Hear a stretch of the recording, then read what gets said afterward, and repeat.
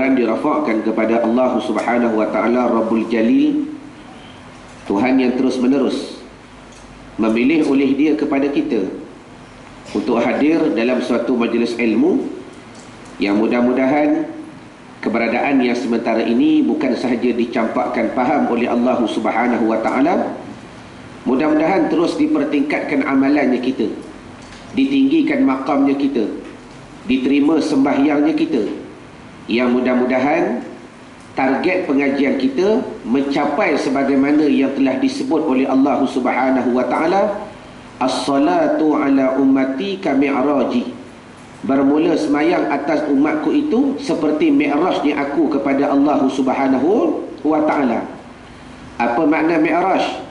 Nabi dekat dengan Tuhan, Nabi melihat akan Tuhan, Nabi bertemu akan Tuhan, Nabi bersembang akan Tuhan, Nabi bermunajat akan Tuhan, Nabi menyerahkan seluruh perkara pekerjaan kepada Allah Subhanahu wa taala. Begitu juga matlamat kita. Bila mana kita mempelajari sesuatu ilmu yang mempertingkatkan ibadah, apatah lagi sembahyang kita. Mudah-mudahan sembahyang yang diproses dengan ilmu terus menerus diterima oleh Allah Subhanahu wa taala, dan mudah-mudahan amalan yang kita lakukan lebih baik daripada yang sebelumnya. Yang keduanya, tanpa hendak memanjangkan mukaddimah, insya-Allah kita akan menyambung pengajian kita yang diberi nama Tahsinus Salah, yang mudah-mudahan dengan pengajian yang kita lakukan, dengan kehadiran yang kita datangkan, mudah-mudahan kita semakin cemerlang ibadat yang kita lakukan bertepatan dengan ilmu dan sebagainya. Jadi hari itu kita berhenti di mana? Muslimat? Allahu Akbar dah habis ke belum? Ya?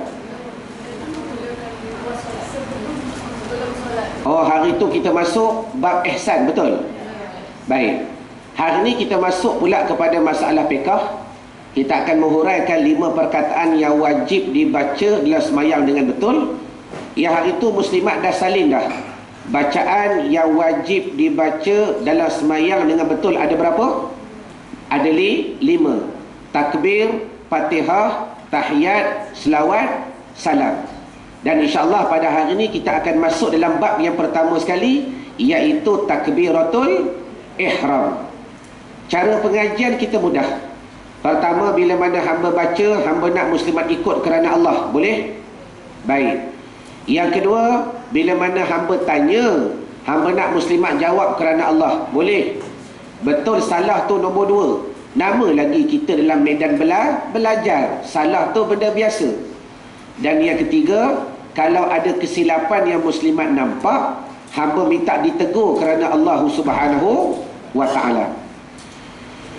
A'udzu billahi minasyaitonir rajim. Baca semua. Bismillahirrahmanirrahim. Allahu Akbar.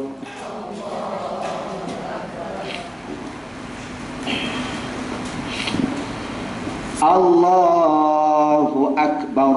Baca. Allahu Akbar. Ada 2 wajah. Allahu Akbar.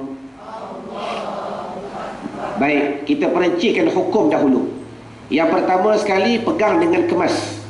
Dalam sembahyang, lafaznya wajib. Lafaznya wajib. Dan perbuatan angkat ni sunat. Boleh faham?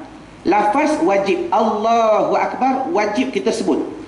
Dan muslimat ingat kaedah yang kedua. Dan kaedah ni di mana-mana kuliah hamba akan ulang balik agar pengajian kita semakin mantap, agar kepahaman kita semakin yakin. Bila mana lafaz itu wajib, maka tak ada khilaf di kalangan ulama. Tak ada ulama kata boleh baca Allahul Azim, tak. Tak ada ulama kata boleh baca Allahul Alim, tak. Semua ulama kata wajib dibaca Allahu Akbar. Baik. Tetapi yang kedua, perbuatan angkat ni sunat. Betul tak?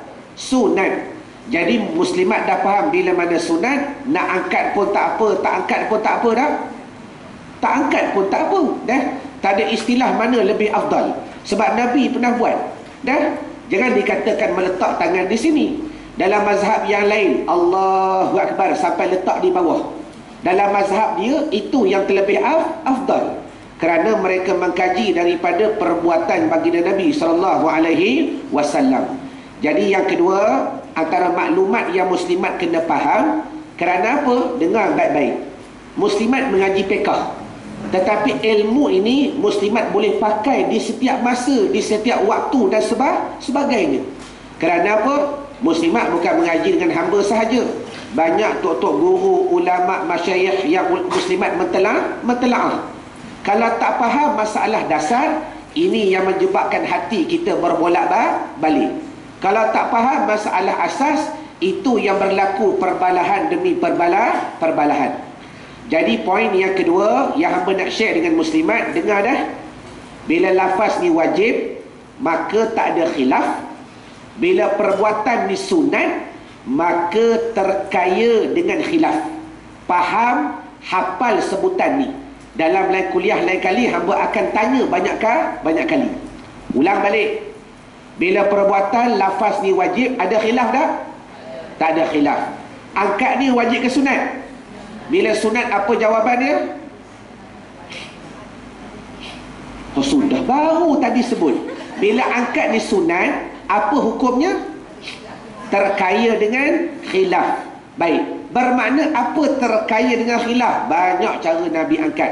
Ada yang kadang-kadang Nabi baca dulu baru angkat, Allahu Akbar. Ada yang Nabi angkat sekerak jalan baru baca, Allahu Akbar. Ada yang rojok kitab Subul Salam. Ada yang Nabi habiskan angkat dulu baru baca, Allahu Akbar. Macam-macam cara Nabi buat. Jadi kesimpulan, gambaran yang hamba nak pahatkan pada hati muslimat, pegang dengan mantap. Bila perbuatan angkat ni sunat, bila letak tangan ni sunat, jawabannya nescaya terkaya dengan khilaf. Apa makna khilaf? Perbezaan pendapat. Jadi poin ini muslimat boleh gunakan di luar kehidupan kita. Bila mana benda tu khilaf, bila mana benda tu ada perbezaan pendapat, kenalah berlapang dada. Jangan kadang-kadang kita membidaahkan perkara lain. Jangan kadang-kadang kita sombong. Oh, akulah yang betul-betul ikut sunnah Nabi.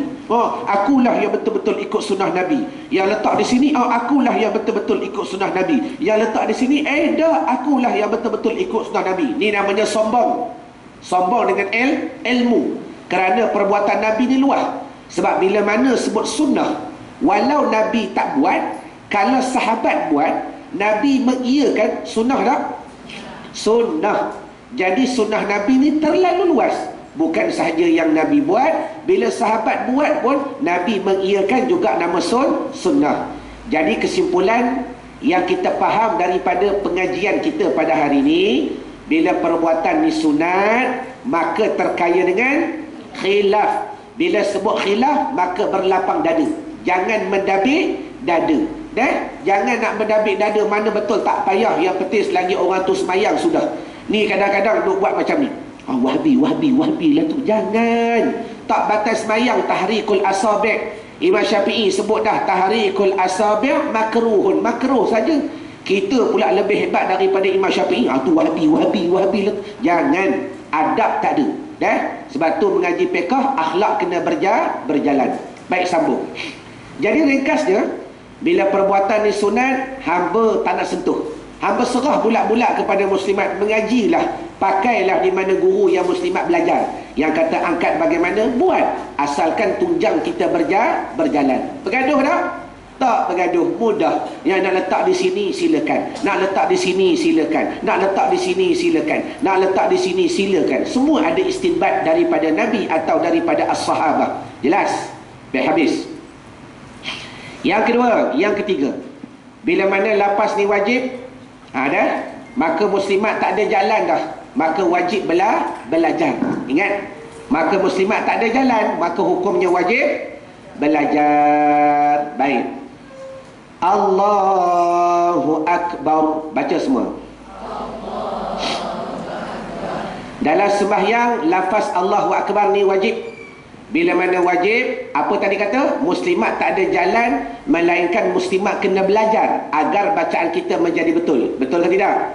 Tapi ingat, hamba nak beri khabar gembira kepada muslimat, asal hukumnya, lafaz ini wajib dibaca dengan betul. Betul ke tidak? Maka terpecah masalah, nak baca dengan betul macam mana? Jawabnya wajib belajar. Betul tak? Tapi ingat, bila mana dah belajar, muslimat tak wajib baca dengan betul. Sudah. Dah mengaji dengan hamba ni pening sikit, dengar balik. Allahu Akbar ni wajib dibaca dengan betul tak? Ya, wajib dibaca Allahu Akbar. Wajib dibaca dengan betul. Ustaz, nak baca dengan betul macam mana? Jawabannya tak ada jalan lain melainkan belajar. Baginda Nabi SAW diturunkan Jibril AS. Iqra bismi rabbikal ladzi khalaq. Aku tak reti baca. Mu tengok aku, tengok lidah aku. Contoh, dah 3 kali ulang. Iqra bismi rabb, ikut aku. Bermakna Nabi pun belajar. Maka muslimat tak ada choice. Muslimat tak ada pilihan. Maka muslimat wajib juga belajar. Betul? Tetapi ingat, hamba nak beri khabar gembira kali yang ketiga, kalau muslimat dah belajar, maka tak wajib baca dengan betul. Sudah. Betul ke tak? Betul ke tak? Ya? Betul. Hamba bagi hujah yang paling kuat. 40 tahun dah muslimat semayang Allahu Akbar. Contoh, 40 tahun dia semayang, dia baca apa? Allahu Akbar. Contoh, tiba-tiba hari ni dia mengaji. Rupa-rupa salah aku baca Allahu Akbar ni. Kena baca Allahu Akbar. Contoh, dia tahu dah. Dia dah belajar, dia tahu perkataan dia salah. Muslimat, 40 tahun tu, tiba-tiba 2-3 hari mengaji, 2-3 bulan mengaji, nak ubah Allahu Akbar, boleh tak? Sudah. Jawab. Boleh tak? Tak boleh. Terserah kepada Allah. Kalau Tuhan beri hidayah, dia boleh berubah. Kalau Tuhan tak beri hidayah, semayang dia sah tak? Sah. Ini hukum. Jadi bagi maklum ni, ikut dia lah. Dia baca Allahu Akbar pun kita kata sah. Betul bagi diri dia. Sebab apa? Tengok kuliah Ustaz Irwan, semua dia datang. Contoh, dia mengaji, dia usaha, tapi Allah Ta'ala tak beri perubahan, bagi dia sah. Jadi hamba kata, betul tak bagi diri dia tak wajib baca dengan betul? Betul dah tak mampu. Jelas, tapi dia dah belajar dah. Jadi kesimpulan, yang hamba nak menampakkan, kewajiban yang paling penting, belajar. Ubah tak ubah, serah kepada Allah Ta'ala. Kita usaha dan sebagainya. Allahu Akbar. Baca. Baik, hari ini kita syarah 6 perkara yang muslimat perlu jaga agar jangan sampai merosakkan sembahyang. Yang pertama sekali, jangan dipanjangkan jangan dibaca Allah. Jaga muslimat dah. Pengalaman hamba, banyak hamba jumpa ni. Yang ni ada. Sebab di mana-mana surau, di mana-mana masjid, memang perkara yang pertama yang hamba akan ajar 6 perkara ni. Dan bila mana habis takbir, Fatihah, tahiyat, selawat, salam, kita akan masuk pula peringkat yang kedua, akan baca seorang-seorang. Tapi tarikh untuk praktikal hamba tak bagi tahu.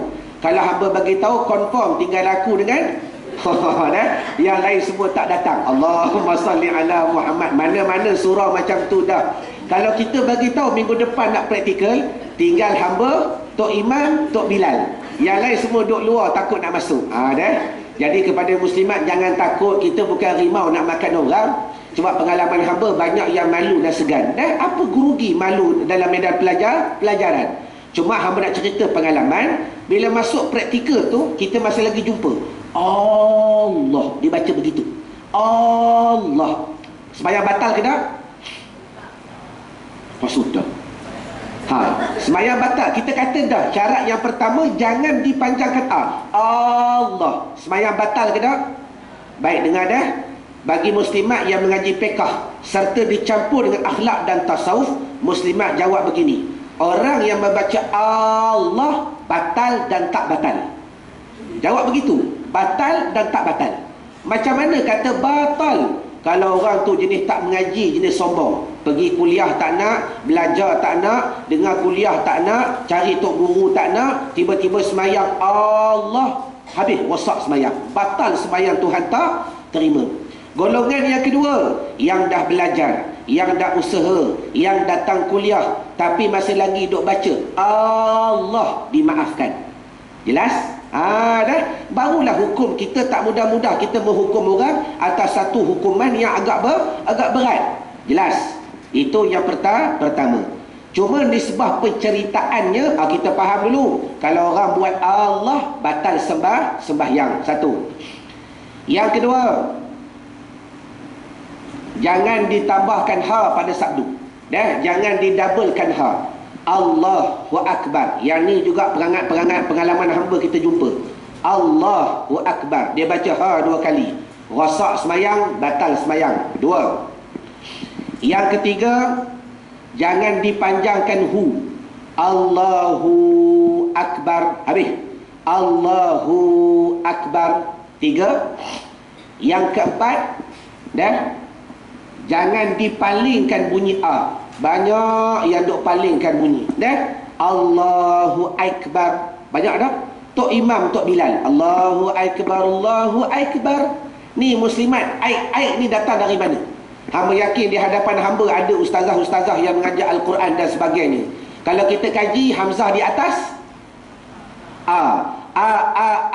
masukkan bunyi ak. Allahu Ak. Dari mana datang aik ni? Ni masalah. Allahu Akbar. Dari mana datang makhraj aik ni? Jadi bacaan yang betul Allahu Akbar. Jangan baca Allahu Akbar. Cuma kata ulama fikih, kalau baca aik tak batal sembahyang sebab tak ubah makna. Cuma dipanggil apa? Tercela pada bacaan dan meletakkan satu perkara yang tak kena pada tempat. Allahu Akbar. Jangan. Baca Allahu Akbar. Baca Allahu Akbar. Okey.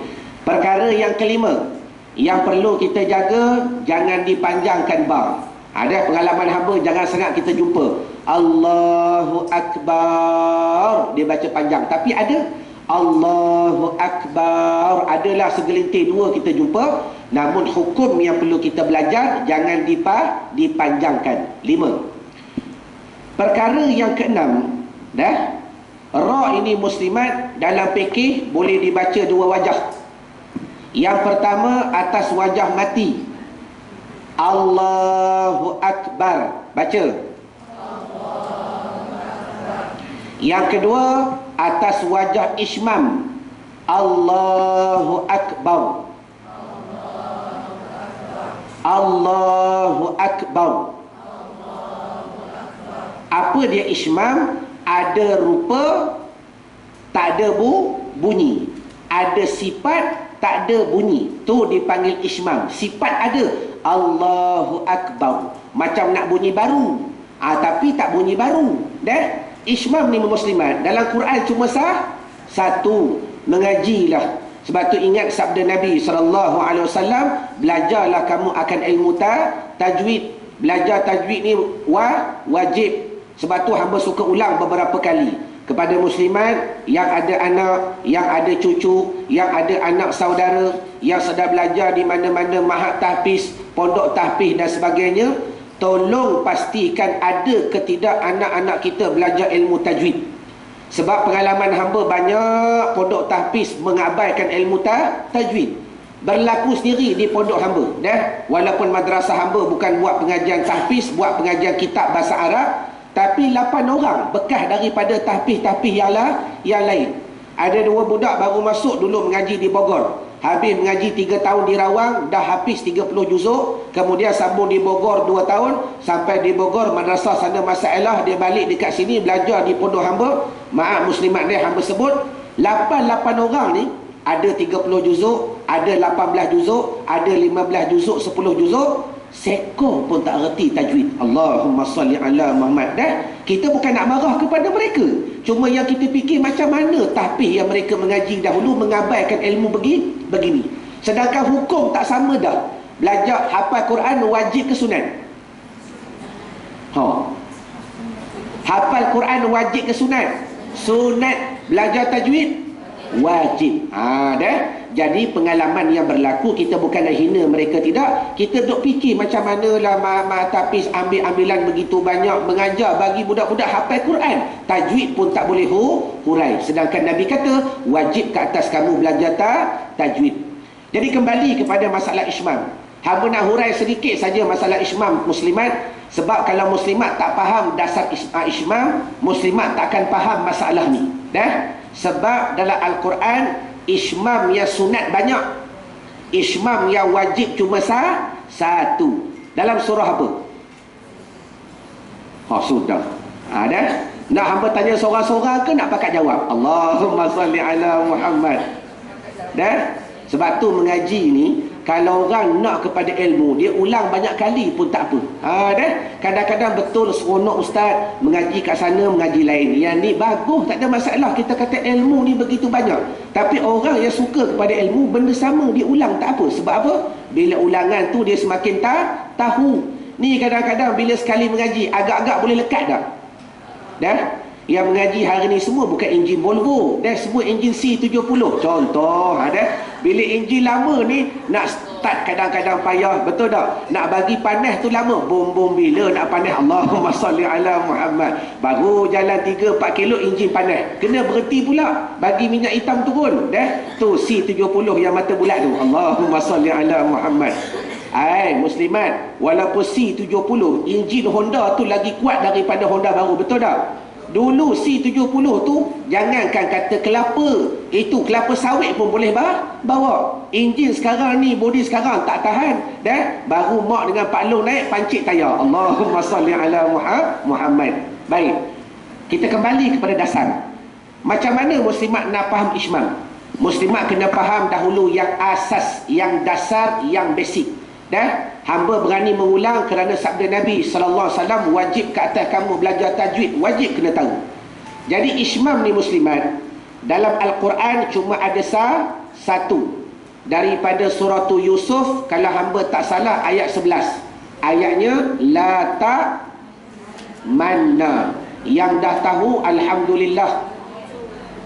Baru cakap muncung. Dah. Jangan cakap muncung. Cakap mudah, nak muncung tu macam mana? Baik. La ta manna. Kalau kita buka Al-Quran, dia ada diamond. Tengah-tengah ni ada diamond. Dah. Nak suruh lu baca seorang-seorang. Sudah, ada kat depan ni. Dah. Tudung biru. Cuba baca. La ta manna. Dah nak betul tapi tak edit. Tak apa dah. Depan maklum tudung purple ni. Siapa suruh duduk depan? Allahumma salli ala Muhammad. Tahu dah yang depan akan kena tanya. Baca. Salah pun tak apa.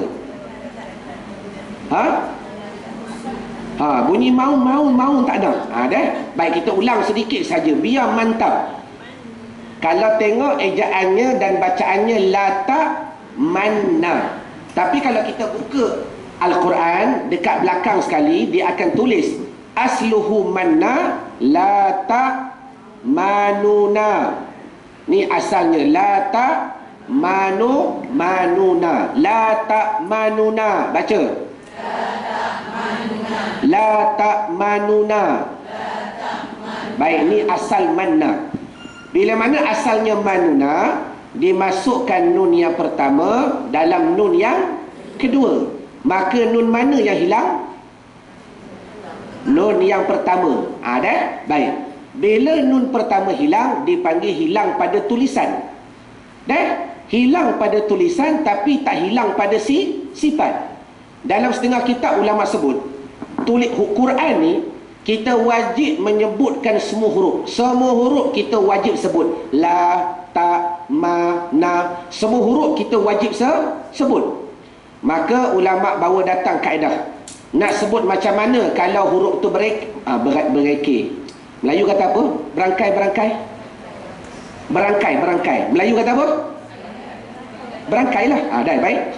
Maka ditanya, macam mana kalau huruf tu berangkai? Huruf yang sama datang dengan sifat berbeza. Dah? Maka ulama kata, wajib kita membunyikan semua huruf. Semua huruf kita wajib bunyi. Nak bunyi macam mana? Kalau ada tulisan, maka ada bunyi. Kalau tak ada tulisan, maka tak ada bunyi. Tak ada bunyi itu sifat bagi membunyikan huruf yang tak ada. Boleh faham tak? Hang ulang balik. Dengar. Sekarang ni dimasukkan nun yang pertama dalam huruf nun yang kedua. Kalau kita kembali pada asal, nun mana yang hilang? Nun yang pertama dijadikan dengan syiddah. Betul ke tidak? Hilang pada tulisan. Pada sifat hilang tak? Dah, baik. Itu yang pertama, muslimat faham dah. Kemudian nak bunyikan dia macam mana? Nak bunyikan dia. Bila ada tulisan, maka ada bunyi. Bila tak ada tulisan, maka tak ada bunyi. Dan tak ada bunyi itu merupakan satu bunyi. Boleh faham tak? Dia tak ada bunyi, tapi dia berbunyi. Hak belakang tu geling dah. Baik, hamba bagi contoh dah. Muslimat dah buat lama. Benda ni praktikalnya dah ada. Sebab tu hamba kata kenapa nak ulang benda begini. Praktikalnya dah ada, ilmunya tak ada. Contoh, muslimat baca Quran lama dah. Tabbat yada abi lahabil. Tak jadi. Dah? Yang betul macam mana? Tabbat yada abi lahabil wa tab. Betul tak? Kalau kita baca tabbat yada abi lahabin wa tab, salah. Confirm salah. Baik. Melainkan perkataan ayat yang kedua, ma aghna anhu maluhu wa ma kasab. Yang ni baru terus masuk sebab satu bar. Ma aghna anhu maluhu wa ma kasab. Terus masuk. Baik, yang ni kita buang. Kita syarah yang pertama dahulu. Muslimat dah amal lama. Praktikalnya dah ada, cuma tak dipahamkan dengan ilmu. Tabbat yada abi lahabin wa tab. Betul tak? Bacaannya begini. Kita syarah. Kalau kita buka tasydid, ada berapa ba? 2. Ejaannya tababa. Asalnya dalam bahasa Arab tababa. Kemudian dimatikan ba yang pertama, jadilah tabba. Kemudian dimasukkan ba yang pertama dalam ba yang kedua. Pada tulisan, ba mana yang hilang? Ba yang pertama. Maka yang pada tulisan, ba yang kedua digantikan dengan syiddah. Kata ulama dalam kaedah tajwid, dua-dua ba ni kita wajib membunyikan tak? Wajib membunyikan. Sebab setiap huruf tu wajib. Nak bunyi macam mana? Yang ada pada tulisan, ada bunyi. Yang tak ada pada tulisan, tak ada bunyi. Tak ada bunyi itu merupakan satu bunyi. Maka praktikalnya tabbat yada abi lahabin wa tab. Yang pertama ada bunyi tak? Duk angguk tu ada bunyi tak? Mana ada bunyi? Contoh lain, muslimat baca berpuluh tahun, ghairil maghdubi alaihim walau da. Kan ada hul, walau da. Kenapa ada kosong? Kosong itu kita membunyikan dot yang pertama. Kenapa bunyi kosong? Sebab tak ada pada tulisan. Dol. Dol yang kedua itu kita membunyikan dot yang kedua. Walau alif lam dot alif. Walau dol li. Nah tu sabdu. Ghairil maghdubi alaihim walau maka batallah sembahyang bagi mereka. Ghairil maghdubi alaihim waladh. Habis dah buang satu dad. Nampak tak perbedaannya? Tabbat yada abi lahabin wa tab.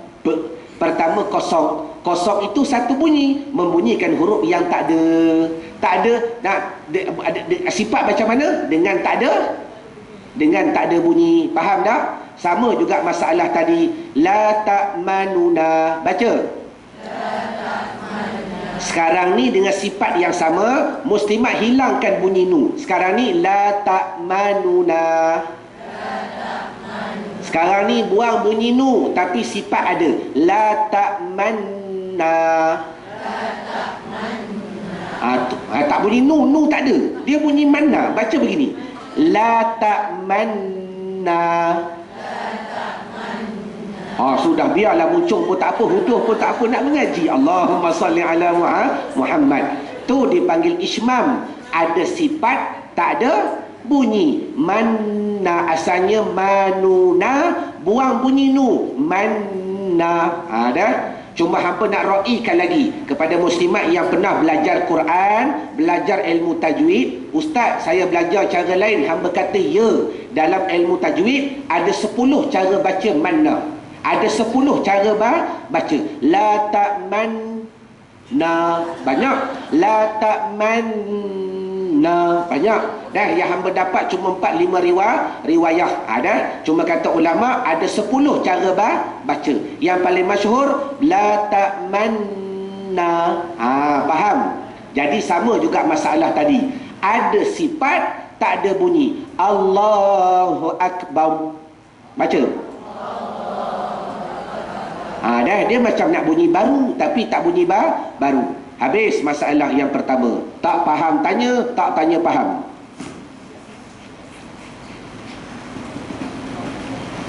Baik, kita masuk pula pecahan yang kedua. Allahu Akbar. Baca. Yang kedua, daripada Allahu Akbar, hamba nak tanya muslimat yang alim, Allah ni boleh baca maksimum panjang mana? 2. Lagi? Datin? Tudung ping? Allah boleh baca panjang mana? Maksimum? Maksimum boleh baca panjang mana? Baik, sebab itulah manfaat kita belajar. Kadang-kadang walaupun kita tak pakai, kita tak hukum orang lain salah. Maka dalam ilmu fikih, Allahu Akbar ni maksimum boleh baca 7 alif bersamaan dengan 14 harakat. Ingat dah, pegang. Muslimat nak amal, silakan. Orang lain amal, jangan kata salah. Ni kadang-kadang Allahu Akbar. Panjang sangat tu. Dia kata ni mak asli. Betul, mak asli. Tapi lah ilmu dalam masalah takbiratul ihram hukumnya berbeza. Kata ulama minimum 2, maksimum 14. Kerana apa? Yang pertama sekali, takbiratul ihram itu perubahan bagi rukun. Tulis. Kerana Allahu Akbar ni perubahan bagi rukun. Perubahan bagi rukun. Kita daripada berdiri nak rukuk baca Allahu Akbar tak? Daripada rukuk nak i'tidal Allahu Akbar tak? Asal Allahu Akbar. Cuma lepas sejarah tu ditukar sami Allahu liman hamidah. Daripada berdiri nak sujud Allahu Akbar tak? Sebab tu kata Imam Ghazali, antara amalan yang terbaik bacaan bersamaan dengan perbuatan. Allahu Akbar. Sama. Bila sampai je baca sami Allahu liman hamidah. Allahu Akbar. Dah. Sebab tu boleh baca panjang. Muslimat jangan nampak enteng. Sebab dalam kitab fikih pencerahannya begitu banyak. Hukum banyak yang berkait rapat masa Allahu Akbar. Contoh masalah muafiq masbuk. Muslimat dah terlewat. Contoh dah terlewat. Terlewat dengar tok imam dah baca surah. Kita masuk pintu, dengar tok imam rukuk, Allahu Akbar. Imam rukuk tadi, kita masuk, Allahu Akbar, turun rukuk. Subhana Rabb. Imam pun bangun, sami Allahu liman hamidah. Contoh. Muslimat nak hukum, aku dapat rakaat ke tak? Sudah. Dapat rakaat ke tak? Baik. Nak tahu dapat ke tak dapat, tengok perbuatan imam. Kalau imam tu jenis begini, sami Allahu liman hamidah, bangun baru baca, dapat tak? Sudah. Sebab tu dua-dua imam dan makmum perlu memahami hukum. Kalau tu imam tu dia cerdik, dia buat begini, sami Allahu liman hamidah, baru dapat rakaat. Maka betul hamba dengar tadi seorang muslimat sebut, tak nampak ustaz nak buat macam mana? Betul, masalah tu betul. Tapi kita bicara pecahan-pecahan yang terbit daripada hukum fiqh. Jadi bagi muslimat yang tak nampak, ya, muslimat boleh bertakluk kepada bacaan imam. Cuma dosa dia tanggung. Syariatnya kita tak dapat dah. Kita baru rukuk, Allah imam. Sami Allahu liman hamidah. Dosa aku tak dapat rakaat, mu tanggung. Ni hukum fiqh. Sebab tu berat nak jadi imam. Faham mana ibarat? Jelas. Ni pecahan-pecahan yang terbit daripada lafaz Allahu Akbar. Habis. Yang kedua, kenapa Allahu Akbar ni muslimat boleh baca panjang? Iaitu tak dapat tidak, tulis nota yang kedua, untuk memudahkan memasukkan niat. Untuk memudahkan masukkan niat. Muslimat hari ni, muslimat boleh kata, Allah Ustaz, jaranglah nak baca panjang. Ya ke? Hamba tanya balik, cuba musafir. Musafir sembayang jamak qasar. Dah? Sudah. Allah, aku solat fardu zuhur dihimpunkan dengan asar, aku 2 ke 4 ni aku tak reti dah ni. Allahumma salli ala. Itu yang angkat Allah. Hilang. Allah. Dah? Bila nak sembayang ni? Sedangkan dalam kitab Matla'ul Badrain wa Majma'ul Bahrain, Syekh Ismail sebut dah, mudah jamak qasar ni. Dah? Allahu Akbar, dalam hati kata, aku salat fardu zuhur 2 rakaat. Jadi lepas tu tengah-tengah semayang, aku nak himpun dengan asar. Kemudian berganjak sedikit, Allahu Akbar, aku salat fardu asar 2 rakaat. Mudah. Sebab apa? Nanti hamba akan cerahkan. Baik.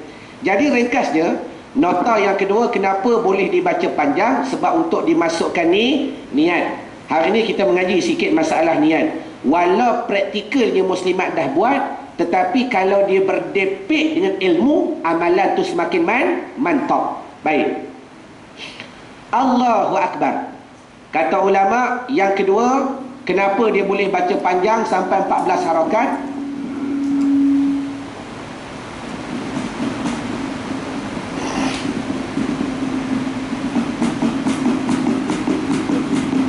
Sebab mudah untuk masuk niat. Bila sebut masalah niat, kata ulama dalam kitab Hidayatus Sabyan,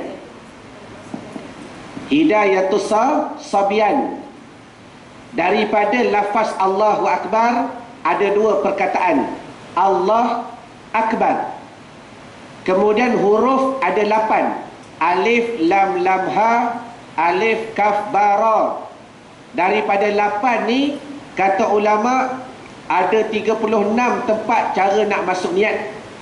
Selama ni muslimat masuk di mana? Boleh jadi betul, boleh jadi salah. Yang betul, selama ni pula kita berpegang dengan kaedah mana? Bermakna kita duk beramal, tak tahu hujung pangkal. Macam contoh yang hamba tanya selalulah, berapa tahun dah semayang sapu muka? 40 tahun dah Ustaz, 50 tahun dah Ustaz, 60 tahun dah Ustaz. Tiap-tiap kali lepas salam kita sapu muka.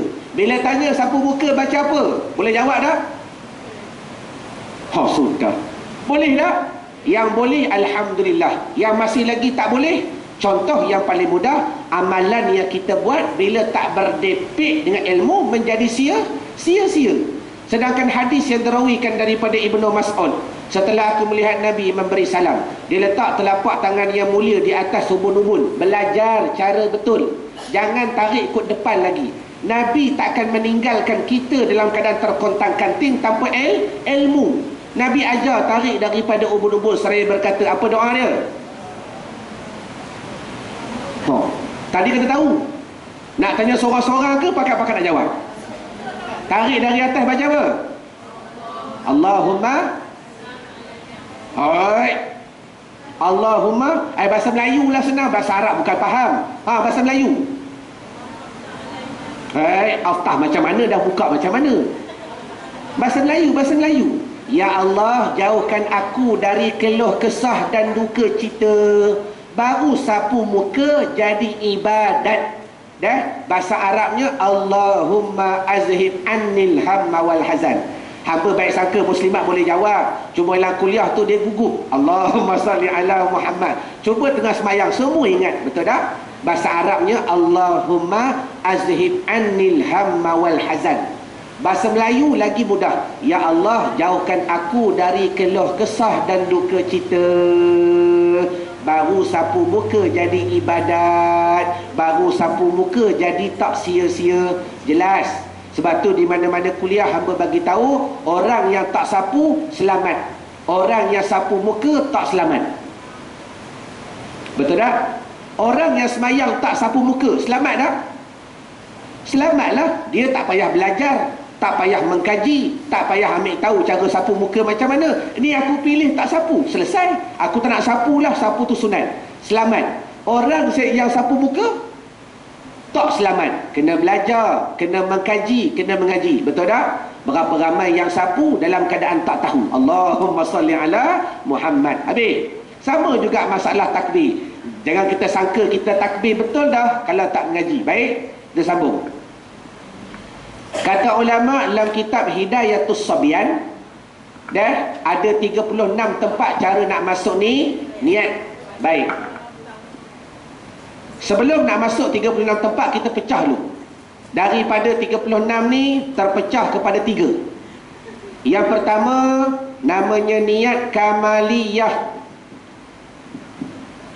Apa dia niat kamaliyah? Iaitu niat para nabi dan para wali. Dah. Yang ni kita belajar sahaja, ambil tahu. Macam mana contoh niat para nabi dan para wali? Mereka memasukkan qasad ta'arud ta'yin dalam kesempurnaan Allahu Akbar. Sempurna Allahu Akbar, sempurna qasad, sempurna ta'arud, sempurna ta'yin. Baik. Apa dia qasad? Aku solat. Apa dia ta'arud? Sebut fardu. Apa dia ta'yin? Sebut zuhur ke, asar ke, maghrib ke, isyak. Hari ni pegang kaedah. Bila sebut sembahyang, bila sebut takbiratul ihram, yang wajib cuma 3. Kalau muslimat faham yang ni, selamat. Nak ibadat mudah. Yang wajib cuma 3. Qasad, ta'arud, ta'yin. Aku solat fardu asar, jadi sembahyang dah. Aku solat fardu zuhur, jadi sembahyang dah. 4 rakaat makmum kerana Allah Ta'ala, semua tu sunat. Muslimat sebut pun tak apa, muslimat tak sebut pun tak apa. Faham ke tidak? Baik, hamba nak bagi satu test. Kalau muslimat dah faham yang ni, qasad, ta'arud, ta'yin, tolong sebut contoh niat sembahyang mayat. Nak yang 3 ni je. Aku solat. Sudah. Aku solat. Mayat ini lagi wajib 3 je. Aku solat, bagi ini mayat fardu kifayah. Mudah, tak payah pening-pening. Laki-laki perempuan tak payah sebut kalau tak tahu. Dan yang wajib cuma 3. Aku solat, bagi ini mayat fardu kifayah. Yang wajib cuma 3. Qasad, ta'arud, ta'yin. Kalau dapat sebut 4 takbir, bagus. Dapat sebut laki-laki ke perempuan, bagus. Dapat sebut makmum tu bagus. Cuma hamba nak fahamkan dahulu muslimat dasar, agar kita boleh beramal dengan cara mudah. Samalah masalah jamak qasar tadi. Yang wajib cuma 3. Ustaz, nak jamak takhir. Ada jamak takhir. Jamak ada berapa? 4. Dah? Yang berlaku sekarang ni. Bukan yang zaman Nabi. Zaman Nabi 2 je. Zaman sekarang ni jamak ada 4. Betul tak? Sudah. Kak Long kata 2. Ada 4. Daripada 4 ni terpecah 2 golongan. Pertama, golongan musafir. Musafir dia buat 2 jamak. Jamak takdim, jamak takhir. Golongan yang kedua, golongan mukafir. Dia buat lagi 2 jamak. Jamak taksir, jamak takyah. Dah. Banyak sungguh yang balik kampus semayang dah, apa dah, betul dah. Tanggungjawab siapa? Tanggungjawab kita, orang yang faham. Dah. Sudah. Percaya ke tak ni? Dah 2 je. Yang lagi 2 tu yang banyak orang buat, balik tak semayang dan sebagainya. Jadi kita berdoa minta dijauhkan daripada golongan begini. Apa takdim? Dibawa asar ke zuhur. Apa takhir? Dibawa zuhur ke asar. Caranya mudah. Nak buat jamak takhir, sebab tu antara poin yang paling besar, bila sebut qasad, ta'arud, ta'yin, muslimat setiap kali musafir, muslimat lajakkan dahulu. Ni kalau anak-anak belaka pakat niat takhir. Apa pun berlaku, niat takhir dahulu. Artinya, kalaulah ada luang masa pukul 2 lagi ni, sampai pula ada RNR tengok surau kosong, kita buat takdim, tak ada masalah. Tapi kalau tak niat takhir, tiba-tiba sedar-sedar waktu dah habis, berdosa. Nak buat takhir tak boleh dah, sebab waktunya dalam waktu zuhur kita kena niat. Cuma ringkasnya, Kita niat takhir belaka ni nak bawa zuhur lawan waktu asar. Sembahyang asar mudah. Usalli fardhu asri raka'ataini. Aku solat asar 2 rakaat. Jadi aku solat fardu asar 2 rakaat. Jadi sembahyang. Lepas tu pula beri salam, berpindah selangkah, aku solat fardu zuhur 2 rakaat. Ulama kata tak sebut 2 rakaat tu pun tak apa. Cuma nak jaga hati, takut kita biasa solat zuhur 4. Tiba-tiba hari nak buat qasar 2. Jelas? Cuma gambaran hamba nak beri faham, yang wajib cuma 3. Aku solat fardu zuhur, aku solat fardu asar. Jelas? Tak faham tanya, tak tanya faham. Habis. Jadi kesimpulannya, niat kamaliyah ni dalam kesempurnaan Allahu Akbar dia masuk. Yang ni kita belajar saja, ambil tahu. Yang kedua, ada niat yang kedua namanya niat tauzi'iyah. Tauzi'iyah. Apa dia niat tauzi'iyah? Memasukkan niat dalam 2 lafaz. Ketika dia baca Allah, pada hati dia kata aku solat. Aku solat. Ketika dia sebut akbar, dalam hati dia sebut fardu zuhur. Allah, aku solat akbar fardu zuhur. Kata ulama, ni contoh niat tauzi'iyah. Barang siapa yang buat tauzi'iyah, bermula hari ni sampai ke belakang, kita kata sembahyang dia sah. Terima tak terima tu nombor 2, tu urusan Allah. Tapi ingat, bermula hari ni, kalau ke hadapan, kalau tak usaha lagi yang terbaik, kita takut-takut sembahyang dia tak sah. Kenapa tak sah? Kata ulama, niat ni bukan pertuturan, niat ni bukan bacaan, niat ni bukan sebutan. Bila niat ni bukan pertuturan, bukan bacaan, bukan sebutan, maka mana boleh ia terpecah? Sedangkan dalam Allah ada qasad, aku solat. Dalam akbar ada pula ta'arud dengan ta'yin, fardu zuhur. Maka dia terpecah tak kepada 2 lafaz. Terpecah, maka ulama kata batal sembahyang. Habis tu ustaz, timbul pula masalah. Macam mana pula kami ni? Dulu kami lama dah tak semayang, sekarang ni Allah Ta'ala beri hidayah kepada kami. Ada? Kami seronok semayang dah, cuma kadang-kadang nak buat niat ni tak reti. Setengah ustaz kata tak ada lapas, tak ada suara, tak ada bunyi. Bila dah tak ada tu macam mana benda tak ada nak buat? Faham tak? Nak buat benda tak ada boleh tak? Sudah. Faham ke tak ni? Benda tak ada, kita nak buat benda tak ada boleh tak? Kan niat tak ada lafaz, tak ada suara, tak ada bunyi. Betul tak? Benda tak ada boleh buat tak?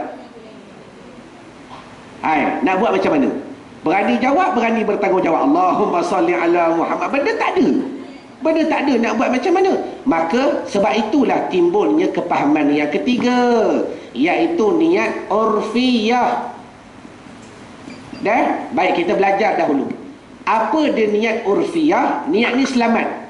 Niat ni ada lafaz, ada suara, ada bunyi. Cuma berbeza dengan tauzi'iyah, dia terpecah kepada 2 lafaz. Yang ni dia tersembunyi ke dalam 1 huruf. Contoh begini. Kata ulama, dengar dulu dah, yang ni agak pening sikit tapi tak apa. Biar pening pernah dengar daripada pening tak pernah dengar. Macam muslimat berjalan lah. Pergi berjalan dekat Korea, pergi berjalan dekat Aceh. Pening jalan dekat Aceh, sebab jalan Aceh ni banyak jalan dekat tepi laut. Pening. Tapi hamba yakin muslimat bila balik Malaysia, walaupun pening, seronok tak? Seronok daripada dengar orang cerita pergi Aceh. Bila kita dah rasa feeling dengan keseronokan, dengan kepayahan, dengan keperitan, daripada perit tu mari seronok. Sama juga mengaji. Biar pening pernah dengar daripada pening tak pernah dengar. Kata ulama, niat urfiyah ada 35. Tadi 36. Tolak 1 di sini. Yang ni kamaliyah yang diakui. Tauzi'iyah tak sah. Macam mana niat urfiyah? Daripada 35 ni kita belajar dahulu. Yang pertama sekali, iaitu memasukkan niat dalam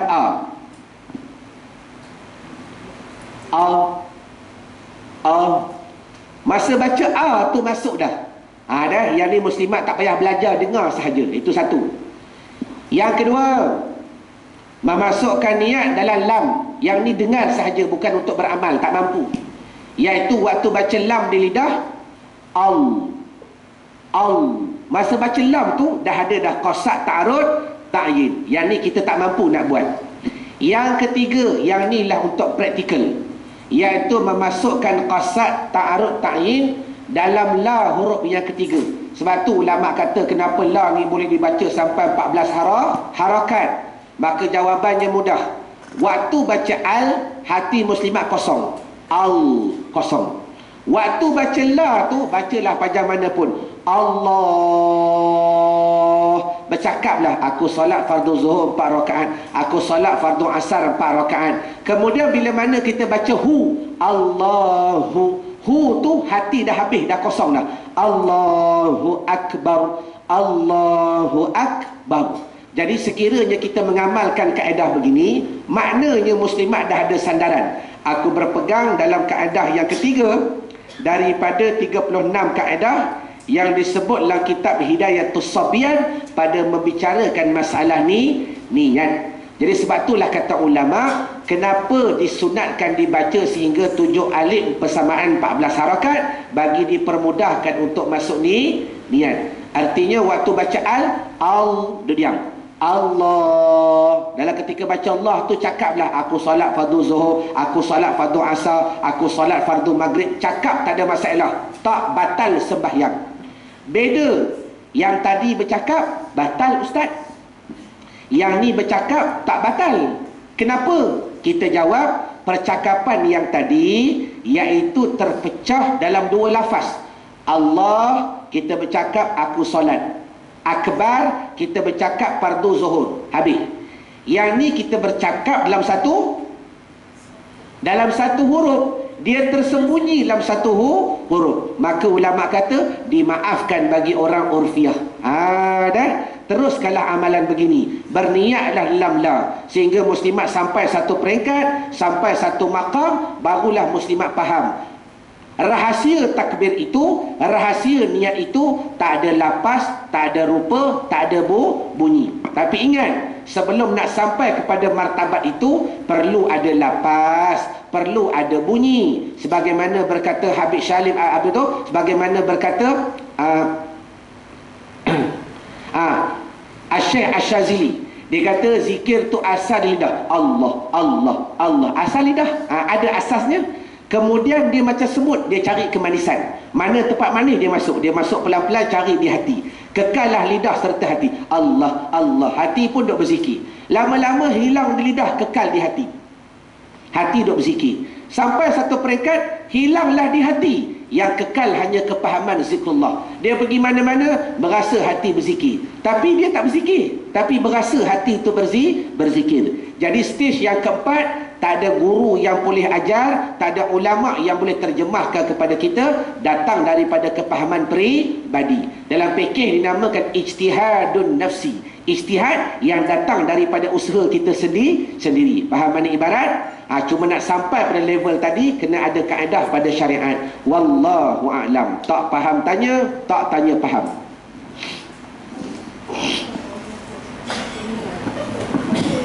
Sudah. Baca semua. Allahu Akbar. Baca. Ataupun Allahu Akbar. Habis. Laula lim lakasru alim. Kalau tak ada kenapa tak banyak orang alim. Soalan.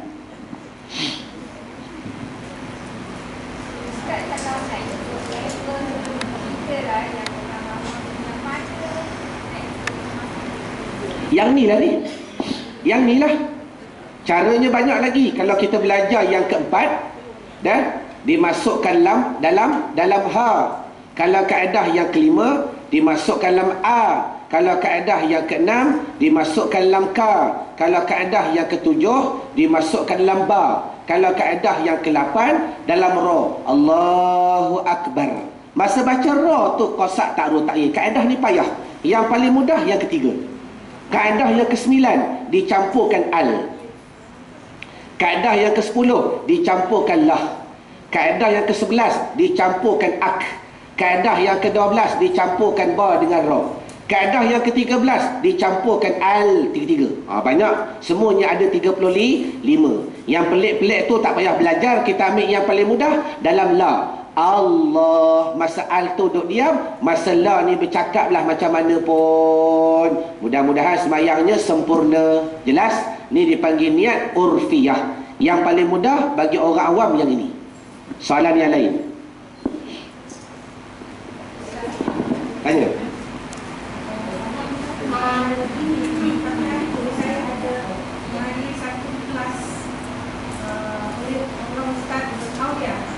Tentang hilaf. Ustaz kata kalau sunat berkaitan dengan hilaf. Yep. Tapi Ustaz dia bercerita tentang hilaf, seolah-olah dia katakan apa yang dia cerita itu ada yang benar. Macam selawat. Selawat dia kata ada, hanya ada Allah Muhammad Allah Muhammad. Tak ada Sayyidina, tak ada selawat syifa, tak ada selawat lain. Ya. Sebab kita nak baca Ustaz. Jadi keliru. Ya. Jadi macam mana tu? Baik. Itulah kesimpulannya antara kelemahan puak-puak begini. Bila masalah tidak tidak mengikrar pendapat-pendapat yang lain akan menimbulkan masalah. Sebab tu bila kita kata puak Wahabi ni menimbulkan masalah, dia orang tak percaya. Inilah yang berlaku. Bila mana dia bawa pendapat semata-mata dia yang betul, orang lain salah, bermakna hang tak iktiraf pendapat-pendapat yang lain. Jadi kita jawab, hamba bagi dalil. Nak sebut masalah khilaf, baik. Tak payahlah kita sebut zaman sekarang. Zaman Nabi masalah khilafiyah ni berlaku. Dalam satu peperangan, nak sebut sahabat beri pendapat. Dalam satu peperangan, Nabi dah pergi dulu. Ada satu gerombolan yang terlewat. Nabi pesan kalau boleh sembahyang asar cepat sikit, tapi kalau boleh sampaikan dekat tempat tu lagi cepat. Maka satu gerombolan ni berjalan bermusafir. Bila sampai waktu asar dah ada dua kepala. Kita berhenti sembahyang asar dulu. Kepala yang kedua kata, tak, kita teruskan perjalanan sembahyang dekat sana. Dah bergaduh, berbalah. Maka dah bercerai. Satu kata sembahyang dulu, satu kata meneruskan perjalanan sampai dekat medan baru sembahyang. Maka yang satu berjalan, yang seorang tu berhenti sembahyang, teruskan perjalanan. Sampai dekat medan, malam tu dua-dua selepas isyak bertemu akan Nabi SAW. Maka menceritakan pendapat keduanya. Nabi kata dua-dua benar. Mu pun betul, mu pun betul. Ni dipanggil khilaf. Apa makna khilaf? Bermakna kita meraihkan pendapat orang lain. Jadi kesimpulannya, sebab itulah antara pertelikahan yang berlaku antara masalah kita dengan puak Wahabi. Kita ni muslimat bukan nak marah sangat dengan puak Wahabi. Kalau pada awalnya mereka mendabik dada, okey, kami ajar orang lain tak payah baca kunut contoh, tapi yang baca kunut salah tak? Tak apa, tu pendapat dia, mudah. Yang berlaku sekarang ni, dia ajar masyarakat jangan baca kunut. Kalau baca kunut bid'ah, kalau baca kunut sesat. Bermakna yang mengaji terpinga-pinga dah. Terpinga-pinga nak pegang yang mana ustaz, yang tu pun kata macam ni, yang ni kata macam ni. Dalam mazhab Syafi'i mudah.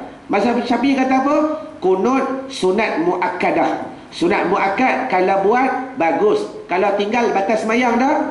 Imam Syafi'i ajar kalau pergi Mekah, kalau jumpa imam yang tak baca kunut, kita kena baca dah. Tak payah. Meraihkan imam terlebih wajib. Ikut imam lagi wajib. Pergi Mekah, imam tak payah tak baca, tak sah gatal-gatal kita baca. Faham mana ibarat?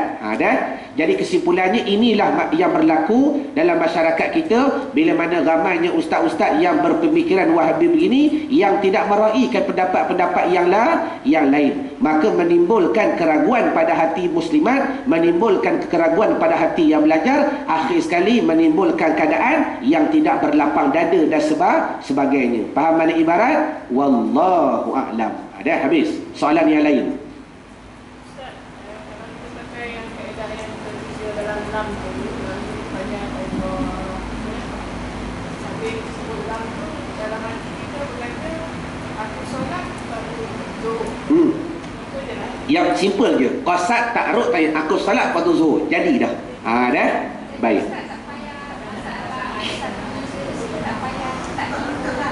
Mana? Usalli itu sunat. Bila perkataan sunat menjaga bahagia hati. Kata ulama dalam kitab fikir, hati kita ini akan teringat perkara yang terakhir kita sebut. Yang paling akhir sekali apa? Usalli fardhu zuhri. Ulama Syafi'i jawab, sunat nak bergaduh buat apa? Bila sunat nak buat tak buat tak apa. Sebab tu ingat masalah khilaf. Kembali kepada soalan hajjah tadi. Berulang kali dah hamba bagi kaedah supaya muslimat tak terpengaruh dengan hamba. Hamba bagi kaedah banyak kali dah, ingat. Cara berhadapan dengan khilaf, caranya mudah. Muslimat dapatkan ijma'. Bila dapatkan ijma', muslimat takkan semata-mata ta'assub kepada pendapat setengah ustaz. Yang kedua, hati muslimat akan selamat. Contoh paling mudah begini, okey? Masalah tahrikul asabi', contoh, menggerakkan jari. Aku semayang dekat Masjid Al-Mu'inun ni, alhamdulillah, tiap-tiap malam aku pergi, contoh. Dan tiap-tiap malam ada 30 orang ustaz yang datang, contohlah. Dan kita teropong, tiap-tiap malam aku nak tengok daripada 30 ustaz ni berapa ramai yang buat begini.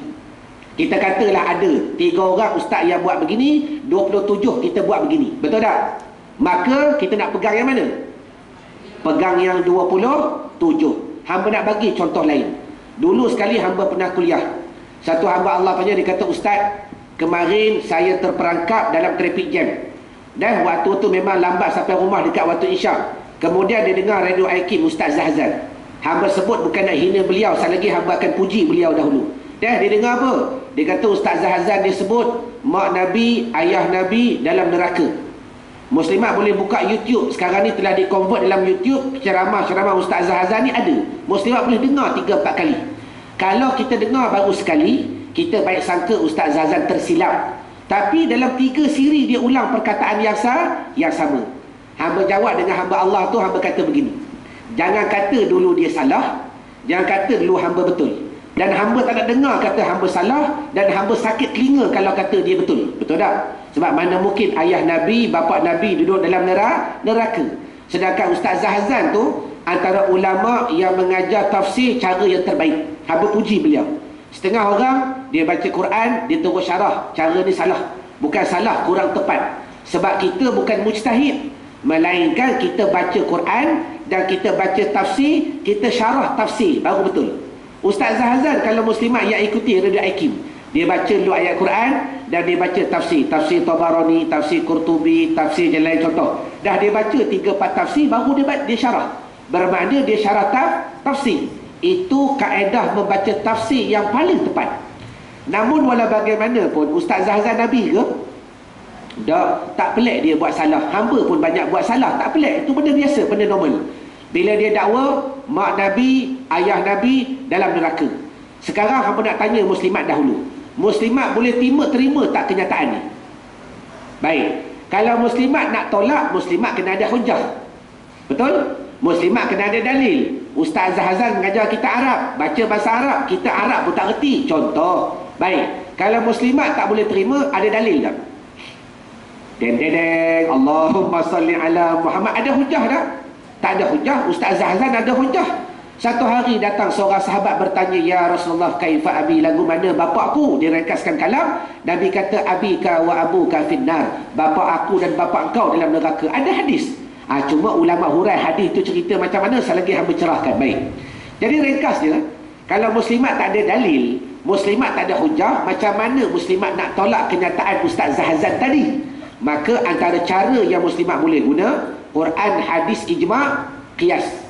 Dasar yang telah dipegang oleh ulama untuk mengeluarkan kepahaman hukum, Quran, hadis, ijma', qiyas. Kita jawab, muslimat Quran tak reti, hamba pun tak reti. Hadis, muslimat tak ada dalil, hamba pun dalil tak ada. Kita gunakan ijma'.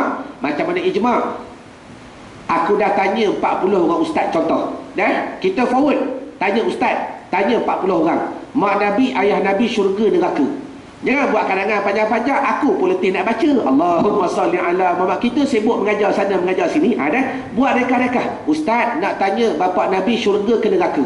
Hamba yakin bila muslimat forward kepada 40 orang ustaz, bila mana mereka menjawab, jawapan berbeza dah. Ada yang kata syurga, ada yang kata neraka. Kerana background ustaz ni berbeza. Ada yang kata serahlah kepada Allah dan sebagainya.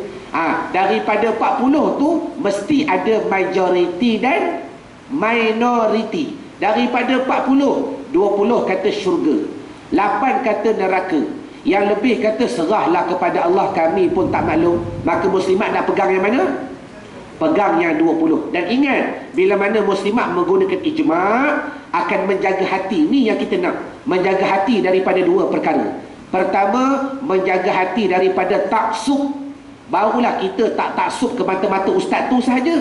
Contoh, ustaz yang dinafi, tak ada selawat tafrijiyah, tak ada selawat syifa, baik, aku tak kata dia betul. Banyak lagi tok-tok guru yang lain, banyak lagi ulama' yang lain, aku nak tanya semua. Dah tanya 30 orang, takkan lah. Okey, kalau semua kata 30 tu, ustaz-ustaz tu kata memang tak ada selawat syifa, maka hamba kata tolak. Tu kaedah mudah. 30 aku tanya, 8 kata ada. Kan? Bermakna ada juga ulama' yang kata ada istinbat. 20 orang kata apa tu? Mak Nabi, ayah Nabi syurga. Yang 8 lagi kata neraka. Aku pegang yang 20 lah. Pertama, tak timbul masalah taksub. Yang kedua, menjaga hati muslimat daripada menyalah dan membetulkan. Barulah kita tak kata ustaz tu salah, barulah tak kata ustaz ni betul. Kalau kita menyalahkan ustaz tu, siapa lagi alim? Deng Allahumma salli ala Muhammad. Kalau kita kata ustaz tu tak betul, siapa lagi alim? Hoi, Ustaz Zahazan betul ke tak ni kata mak Nabi, pak Nabi neraka ni? Muslimah hujah pun tak ada. Betul tak? Dalil pun tak reti, nak tolak macam mana? Kita tolak dengan ijma'. Itu salah satu sandaran yang paling mudah. Jelas? Wallahu a'lam. Barulah muslimat tak terpedaya dengan hamba. Hamba tak duduk di mana-mana, kita cerita hukum. Kalau nak dapat lagi kepahaman yang lain, tanya lagi tok-tok guru yang lain. Baru tak timbul masalah asabiyah, taksub dan sebagainya. Wallahu a'lam. Soalan yang lain.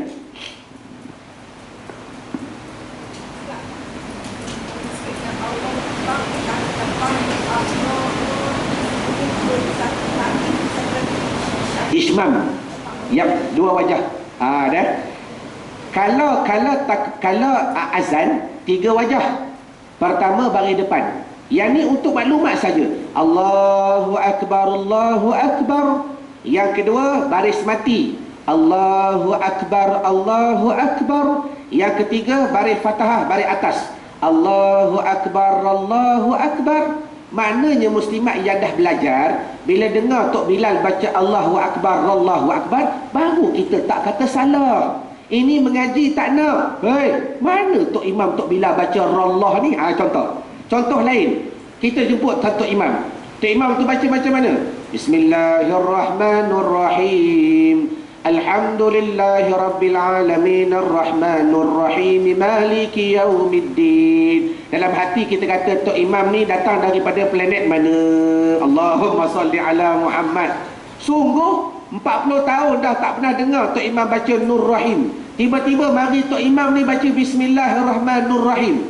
Tanya juga mari daripada planet mana? Kita jawab Tok Imam tu betul tapi tak betul. Bacaannya sahih, betul, riwayat banyak, tapi tak salah tunjuk pandai kepada orang yang tak reti qiraat. Macam la haula wala quwata. Dalam bahasa Arab, la haula wala quwata ada 5 cara baca. Yang muslimat tahu satu, la haula wala quwata illa billah, betul tak? Dalam bahasa Arab, la haula wala quwata, la haula wala quwatun, la haula wala quwatan, la haulun wala quwata, la haulun wala quwatun. Banyak cara bacaan lagi. Jadi kita belajar, mudahlah kita faham dan tak menyalahkan orang lain. Jelas? Cuma untuk takbir raya, kalau muslimat ada kumpulan pakat-pakat nak buat takbir raya, yang paling afdal baris mati. Allahu akbar, Allahu akbar, Allahu akbar. Yang lah TV, televisyen tu banyak sambung. Allahu akbar, Allahu akbar, Allahu akbar. Kita jawab tak salah tapi kurang tepat. Kurang tepat. Berdosa ke? Tak. Wallahu alam. Bismillahirrahmanirrahim. Ar-Rahman 'allamal Qur'an, khalaqal insana 'allamahul bayan, asy-syamsu wal qamaru bihusban, wan najmu wasyajaru yasjudan, la tuharrik bihi lisanaka lita'jala bih, inna 'alaina jam'ahu wa qur'anah, fa iza qara'nahu fattabi' qur'anah, thumma inna 'alaina bayanah, bal huwa qur'anun majid fi lauhim mahfuz, sanuqri'uka fala tansa. Ya Allah, apa-apa yang kami dengar janganlah engkau lupakan. Sanuqri'uka fala tansa. Ya Allah, apa-apa yang kami tulis janganlah engkau lupakan. Sanuqri'uka fala tansa. Ya Allah, apa-apa yang kami ulang janganlah engkau lupakan. Allahumma salli ala sayyidina Muhammad sirri hayatil wujudi wa sababil a'zami likulli mawjudin salatan tuhafizuna bihal Quran wa tufahimuna bihal ayat wa tahfazuna biha su'al qawli wal amali wan niyat wa ala alihi wa sahbihi wa barik wa sallim walhamdulillah rabbil alamin. Akhir kalam sebelum terlupa, hamba nak ucapkan tahniah dan terima kasih kepada muslimat yang banyak membantu hamba, yang madrasah hamba dah masuk pada tahun yang pertama dan sekarang dah masuk tahun yang kedua, dan budak-budak makin bertambah, nak hampir dekat 35 orang muslimat. Jadi hamba sewa lagi satu floor. Hari tu muslimat datang 2 floor sahaja, satu dan atas. Ada. Sekarang ni budak-budak makin bertambah, hamba sewa sebelah tu pula nak buat asrama pelajar. Dah, hamba bukan nak pitak-pitih muslimat dah. Orang yang sponsor untuk bayar sewa dah ada dah. Orang yang sponsor untuk buat bilik air pasang tika dah ada dah. Cuma hamba tengah cari dana, katil dan juga kipas serta loker. Yang tu kalau boleh hamba tak nak duit, nak jaga fitnah hati ni payah. Kalau boleh muslimat pakat-pakat kumpul duit sendiri, nak beli katil hantar pun lagi baik, nak beli kipas, bukan kipas dinding, bukan kipas tu, nak kipas dinding. Kipas dinding kurang lagi 10 biji, muslimat beli, muslimat hantar, dan hamba perlukan loker besi lagi 2 biji. Yang tu sahaja. Kalau boleh hamba tak save duit, nak jaga hati ni payah, sama ada hati orang yang memberi atau hati orang yang menerima. Hamba bukan Nabi, hamba tak pelik buat kesalahan. Cuma hamba ulang balik, kalau nak beri dana pun tak apa, nak beri barang tu lagi baik. Wallahu alam. Assalamualaikum warahmatullahi taala wabarakatuh.